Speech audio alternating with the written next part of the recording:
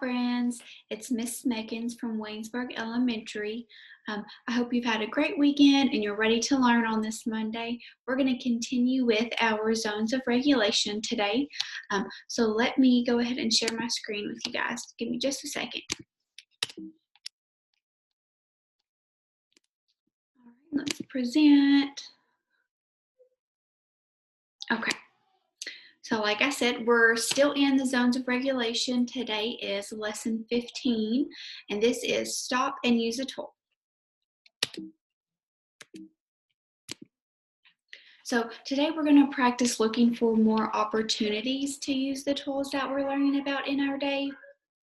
So for example, the last time I saw you, we were learning about sensory support tools.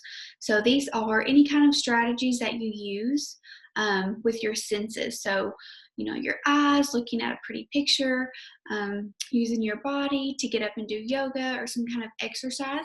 So that is one type of tool. But also last week you learned about tools that you can use in the yellow zone. So remember, the yellow zone is when you're very excited, maybe you're feeling a little too silly, you're worried. And some of the tools that you can use in the yellow zone are taking a break, using some belly breaths, taking some deep breaths when you're in a classroom. You could talk to an adult, a trusted teacher, or you could even use a fidget ball. So those are some of the tools for the yellow zone.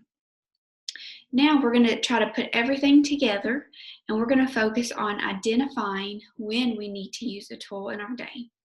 So for our objectives, what I want you to learn from this video is to recognize opportunities in your day to use your tools. So this just means being aware of your emotions and knowing when you need to pause and take a break. And then the second one is that you can select an appropriate tool based on your zone. So that means if you are in the red zone, you can choose a tool that will help you calm down. So this would be a calming tool. Okay, so this is an example of Zach's zones across the day. And this should look pretty familiar to you. So last time you saw Miss Sublett, she presented this graph to you and she went through all the different zones Jack was feeling. So just to recap, down at the bottom you can see his schedule. So this is a pretend schedule, but that's okay. So today we're going to use this graph again for another activity. We're going to look at his schedule and figure out when Jack should use a stop sign to take a break and use a tool. So if we're looking at this graph, what part of Jack's day should he have stopped to use a yellow tool? So if you're looking at the bottom, you see getting ready for school, bus ride, morning jobs, specialist, math, recess and lunch, math, reading, recess, units, and then going home. So what part of his day should he have used a yellow tool? If you said bus ride or units, you are correct. So if we look right here, this is when he was filling in the yellow zone, and that goes with bus ride. And then right here, that goes with units. So he was in the yellow zone during those two times of the day. So what kind of tool could he have used? He could have spoken with a teacher. He could have used a fidget cube or a fidget stick, either of those. And if you're in the yellow zone, when you choose a tool, do you want to use a calming or an alerting tool? Right. You want to use a calming tool because usually when we're in the yellow zone, we're either feeling really silly and hyper, we're bouncing around, or we're really worried. We can't get our mind to stop, so we need a calming tool. So I want you to look at this graph real quick and see if you see any other times during the day that Jack should stop to use a tool.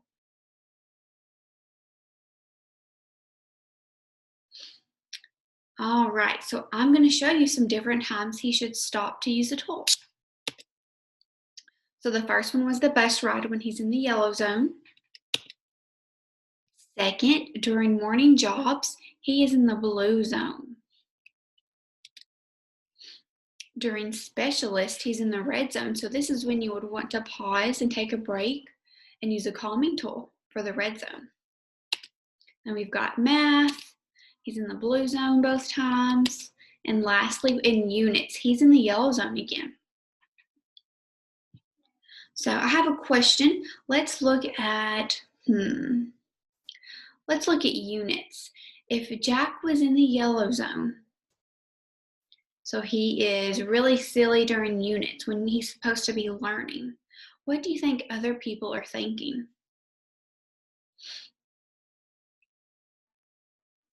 Some of the other kids in his class may be thinking, he's not ready to learn, or maybe he's acting really silly today.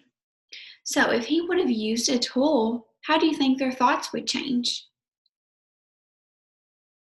Instead of thinking, oh, Jack is really silly today, they may be thinking, he's a great learner, or I really want to work with Jack one day.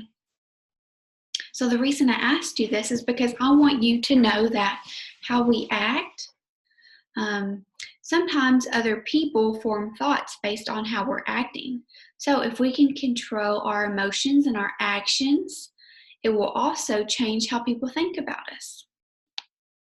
So the reason that we did this activity today is so you can start thinking about different times during the day to pause and take a break to use a tool. So you can even make a graph like this at home. It's really easy. You could just put the different zones and then your schedule. And when you're watching TV or you're eating lunch, you can sit down and say, what zone am I in right now? And you can track it to see what your mood's like throughout the day.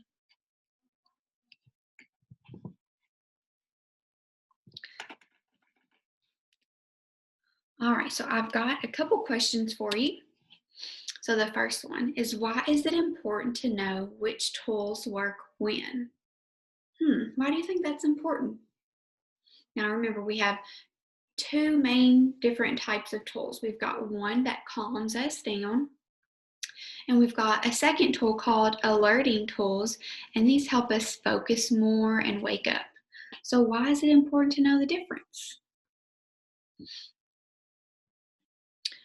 Okay, so if we're in the blue zone, we're feeling really sad, really low, we need to choose a tool to help us feel focused and awake. So if we know that jumping jacks or movement is a tool that's going to help wake us up, we know to use that so we can be ready to learn. And second, how would Jack's day change if he had stopped and used a tool? So if he was in the red zone and he used a tool, what could be different in his day? He might get in less trouble, might not have to go to the principal's office. He may make more friends. And he also will probably spend more time learning and being successful in school, right? Yes. All right, guys. So I want you to remember that it's okay if you don't always use a tool because we're still learning. This is the first time that we have been doing the Zones of Regulation curriculum, so it takes practice, so don't be hard on yourself. Also, one way to help others, so your students or your other people in your classes, is to encourage them to use tools on their own. So if you see that your friend is having a rough day, you could just give her or him a reminder and say, hey, why don't you use a tool to help calm down or to help get more focused? And we should never make fun of anybody for using a tool because everybody experiences all the zones. So remember, it's normal to feel sad or angry or worried. It's just part of being a human. So we just have to help each other feel comfortable and show everyone that it's okay to use a tool and to have time to calm down. So you also don't have to use the tool every time you're in one of the zones, but it's really helpful because the more you use your tools, the more time you spend in the green zone. And the green zone is when you feel really comfortable. It's when we get along with our peers and teachers better. And we also have more success in school when we're in the green zone. So that's why it's really important. All right, guys, so that is the end of my PowerPoint today. If you all have any questions, feel free to call or reach out to your school counselor, and I hope you have a great rest of your week. Bye, everyone.